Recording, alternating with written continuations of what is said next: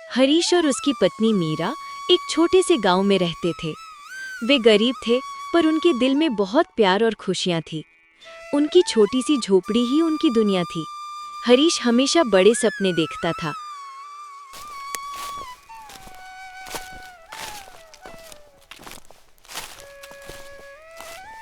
सुनो जी, क्या आप आज फिर से खाली हाथ आए हैं? मैंने आपसे कहा था, उस पुरानी नाव को बेचकर कुछ नया काम शुरू कर लो। हम कब तक ऐसे भूखे महेंगे? अरे मीरा, तुम फिर शुरू हो गई। आज तो मैं एक अद्भुत खबर लाया हूँ। आज मुझे नदी किनारे एक चमकीला बीज मिला है। चमकीला बीज? क्या वो बीज हमारे लिए दाल चावल लाएगा? मुझे चमकीले बीज नहीं, चमकीले सिक्के चाहिए। तुम हमेशा मजाक करती हो। सुनो, गांव के बुजुर्गों ने बताया है कि यह बीज किसी जादुई पेड़ का हो सकता है। जादुई पेड़? क्या ये सच में हमें अमीर बना देगा? मुझे लगता है आपको धूप ज्यादा लग गई है, इसलिए बहकी बहकी बातें कर रहे हो। नहीं मीरा, हमें इस बीज को बोना चाहिए। अगर ये सच में जादुई हुआ तो हमारी गरीबी हमेशा के लिए खत्म हो जाएगी। ठीक है, बो दीजिए। पर अगर कल तक इस पर कोई सोने का सिक्का नहीं लगा तो आप कल से मेरे लिए मछली पकड़ने नहीं, सोना खोजने जाएंगे। हरीश खुशी खुशी उस बीज को अपनी झोपड़ी के पीछे बो देता है। वो रात भर जागकर उसे पानी देता है।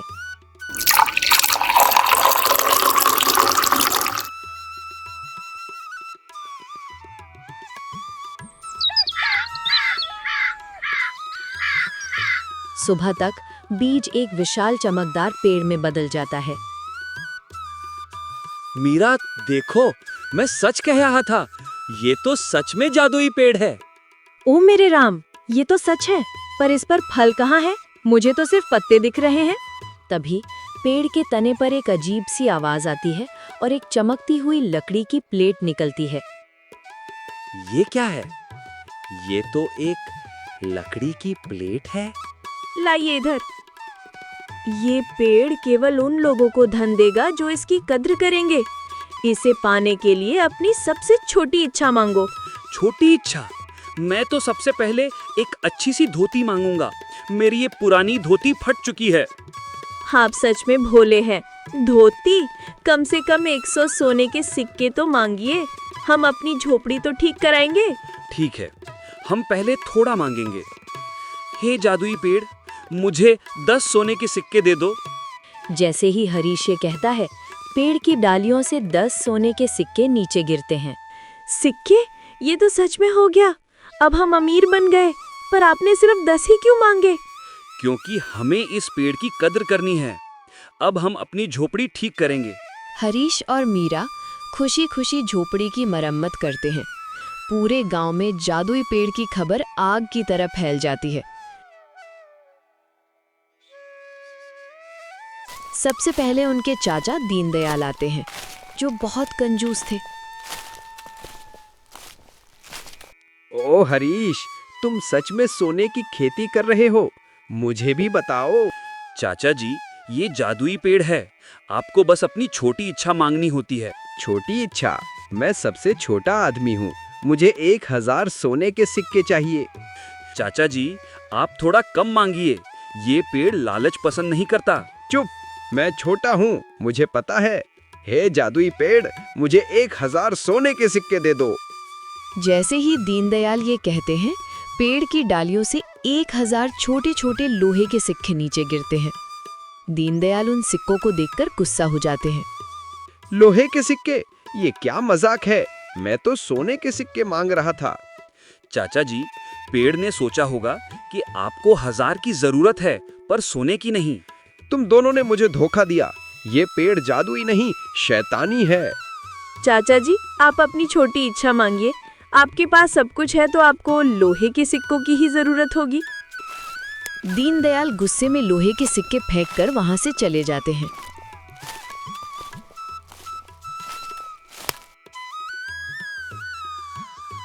गांव में ये घटना फैल जाती है और गांव वाले इस पेड़ से डरने लगते हैं।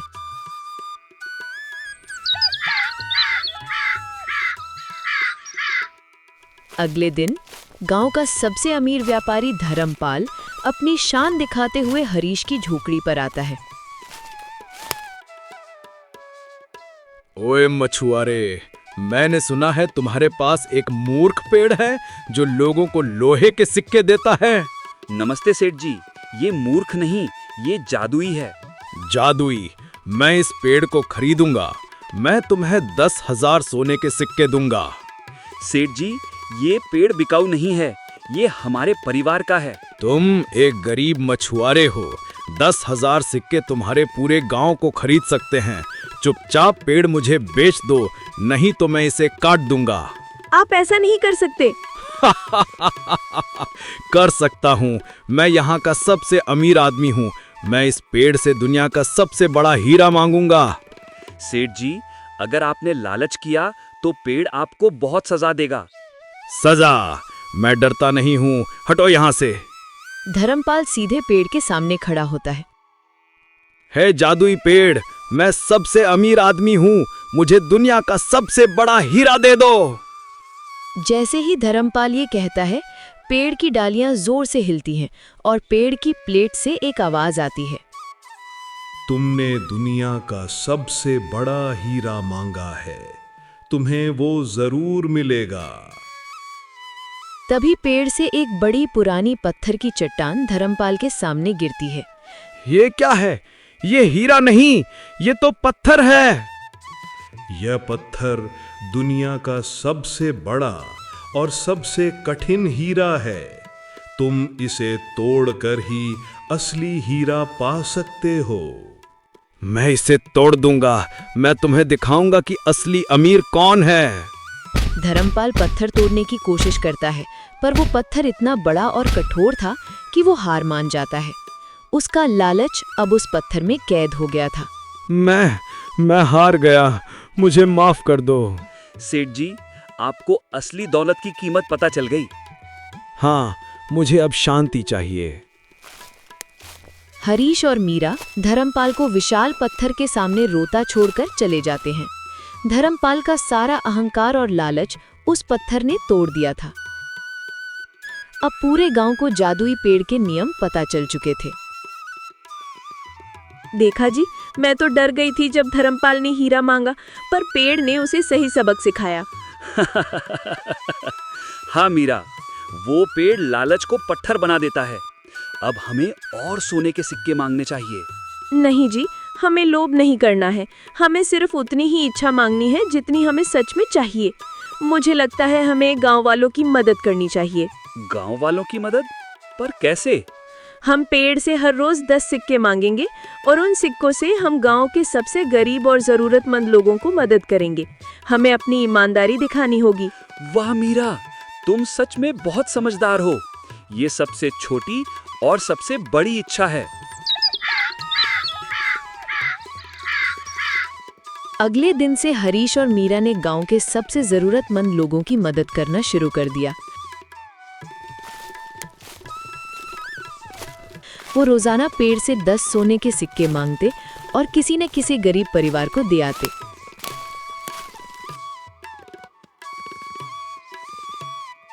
हे जादुई पेड़, गांव में एक गरीब किसान की बेटी बीमार है। मुझे उसके इलाज के लिए 10 सोने के सिक्के दो। पेड़ तुरंत सिक्के गिरा देता है। हरीश वो पैसा उस किसान को देता है। हरीश, तुम तो भगवान हो। तुमने मेरी बेटी की जान बचाई। मैं तुम्हारा ये एहसान कभी नहीं भूलूंगा। नहीं भाई, ये मेरे कर्म का फल है। चाचा दीनदयाल ये सब देखकर फिर से हरीश की झोपड़ी पर आते हैं। ओ हरीश, तुम फिर से अमीर बन गए। तुम क्या कर रहे हो? चाचा जी, मैं दान कर रहा हूँ। मैं पेड़ से सिर्फ उतनी ही इच्छा मांगता हूँ जितनी हमें या गांव वाला को जरूरत है। दान? ये तो मुनाफे का काम है। अगर तुम 10 मांगते हो तो मैं 15 मांगूंगा। चाचा जी, आप फिर से लोभ कर रहे हैं। याद कीजिए, आपको लोहे के सिक्के मिले थे। नहीं, अब मैं चालाकी करूंगा। मैं सिक्के नहीं, फल मांगूंगा। हे जादुई पेड़, मुझे 5 मीठे और रसीले फल दो। मुझे सोना नहीं चाहिए। जैसे ही दीनदयाल ये कहते हैं, पेड़ से 5 फल गिरते हैं। फल देखने में बहुत सुंदर थे, पर वे पत्थर जैसे कठोर थे। ये क्या है? ये तो खाने के पत्थर हैं। चाचा जी, पेड़ ने सोचा होगा कि सबसे मीठे फल वे हैं जिन्हें आप मेहनत से कमाते हैं। तुम लोग मेरा मजाक उड़ा रहे हो। मैं अब इस पेड़ के पास कभी नहीं आऊंगा। चाचा जी, आप अपनी सबसे छोटी इच्छा मांगिए जो आपको सच में चाहिए। मुझे अपनी अकेली झोपड़ी की मरम्मत करानी है। वो बारिश में टपकती है। हे जादुई पेड़, मुझे मेरी झोपड़ी की मरम्मत के लिए लकड़ी दे दो। दीनदयाल की बात सुनकर पेड़ से सुंदर सूखी हुई लकड़ी का एक गट्ठर नीचे गिरता है। लकड़ी? ये तो सच में काम की चीज है। अब मैं अपनी झोपड़ी ठीक करूंगा। देखा चाचा जी, पेड़ ने आपकी ईमानदारी वाली इच्छा पूरी की। दीनदयाल खुशी खुशी लकड़ी लेकर चले जाते हैं।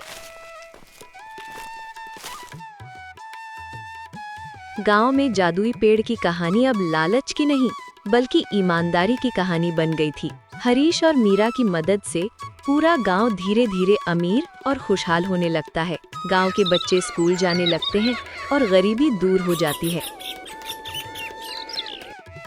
एक दिन धर्मपाल लौट कर आता है। वो थका हुआ और उदास था।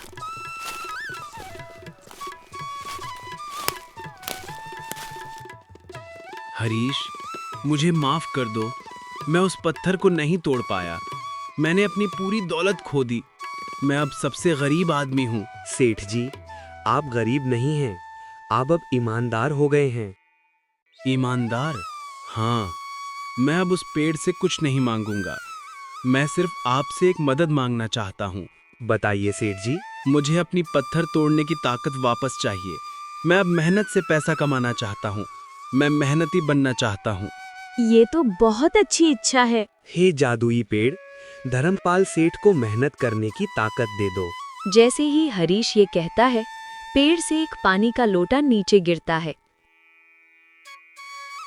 ये पानी का लोटा? ये क्या है? सेठ जी, ये मेहनत का पानी है, इसे पीजिए। धर्मपाल वो पानी पीता है।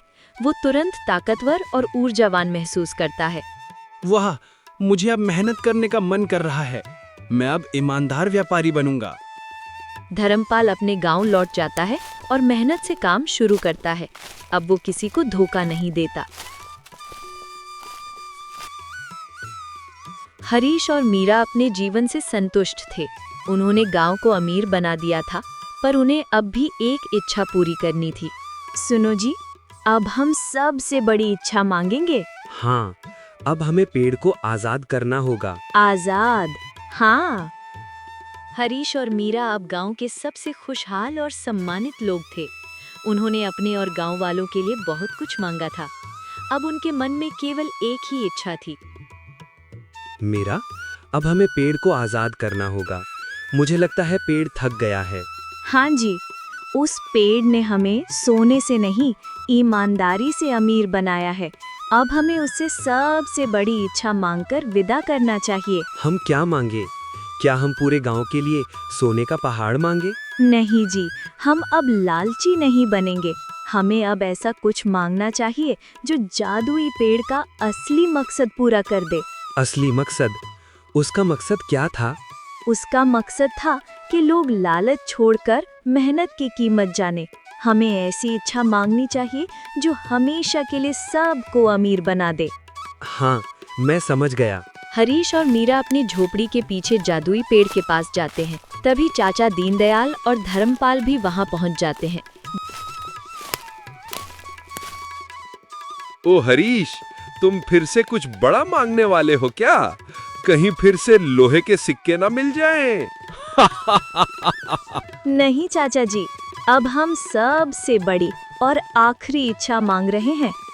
हरीश, तुम जो भी मांगो वो सबके लिए अच्छा हो। मेरी तरह कोई पत्थर न मांग लेना। नहीं सेठ जी, मैं सोना या हीरा कुछ नहीं मांगूंगा। हे जादुई पेड़, तुमने हमें और गांव वालों को बहुत दिया है। तुमने हमें ईमानदारी और मेहनत सिखाई है। अब हमारी सबसे बड़ी और आखिरी इच्छा ये है कि गांव के हर आदमी के हाथों में वो जादुई ताकत आ जाए जो मेहनत से सोना बना सके। मेहनत से सोना? ये क्या मजाक है? ये तो असंभव है। नहीं चाचा जी, ये सबसे सच्ची इच्छा है।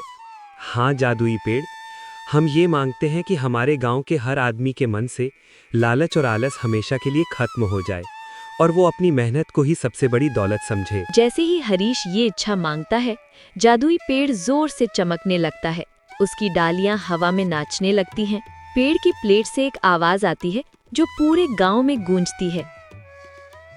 महान मछुआरे हरीश, तुम्हारी निस्वार्थ इच्छा ने मेरी जादूगरी को पूरा किया है। मैंने तुम्हें सोना दिया तो तुमने बांटा, मैंने तुम्हें लालच दिखाया तो तुमने उसे ठुकराया। आज से मेरे अंदर की जादुई ताकत गांव के हर मेहनती आदमी के हाथों में चली जाएगी। अब तुम सब जादुई पेड़ हो। हम सब जादुई पेड़, अब मैं अपनी मेहनत से सोना बनाऊंगा। मेरी झोपड़ी अब सोने की झोपड़ी बनेगी। चाचा जी, सोना नहीं, आप अपनी झोपड़ी को सबसे अच्छी झोपड़ी बनाओगे।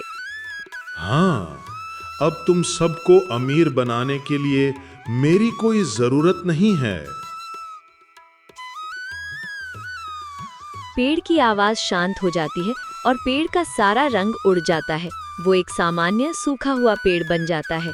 हाँ, और पेड़ अब हम आजाद हो सब गया। सच्चे अमीर बन गए हैं।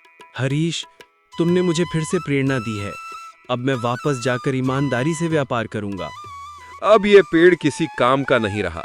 मैं इसे काट कर अपनी झोपड़ी के लिए ईंधन बनाऊंगा। ये भी मेहनत है। चाचा जी, अब कभी नहीं सुधरेंगे, पर अब आपकी मेहनत ईमानदार है। गांव के लोग जब जादुई पेड़ के सूखने की खबर सुनते हैं तो वे उदास नहीं होते। वे सब अब अपनी मेहनत पर विश्वास करते थे।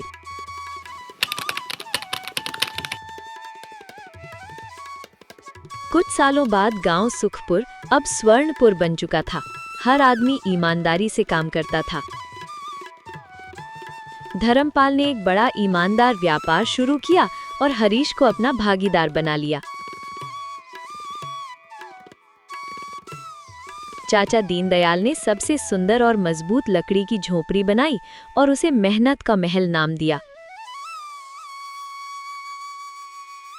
सुनो जी, अब हम सबसे अमीर हैं। हाँ मीरा, क्योंकि हमारे पास लालच नहीं, संतोष है और मेहनत ही हमारा जादुई पेड़ है। हरीश और मीरा अपनी खुशहाल जिंदगी में एक दूसरे का साथ देते हैं। वे दोनों जानते थे कि असली जादू किसी पेड़ में नहीं, बल्कि मेहनत से भरे इंसान के दिल में होता है। उनकी कहानी स्वर्णपुर के बच्चों को हमेशा ये सिखाती रही कि लालच से दूर रहकर निस्वार्थ कर्म करने वाला ही जीवन में अमीरी पाता है।